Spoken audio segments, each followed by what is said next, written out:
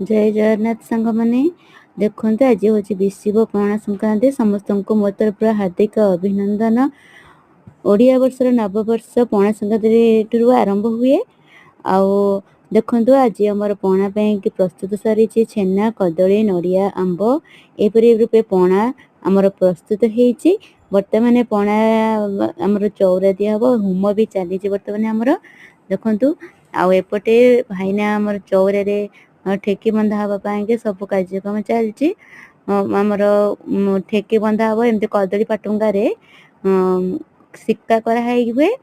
तापर दुई साइड दुईटा कणी बंधा होकर नड़िया पत्र डाल दिया हुए गब पत्र भी दिया हुए है आमर पणा घड़ी दिहब। एले चौदह पणा दिहब माँ बुंदावती एले गोटे मास पर्यंत छाई रे जेहेतु बैशाख मास टाण खरा से यही पर्वटी आमर पालन हुए। सबुआड़े भी यही पर्व पालन हुए।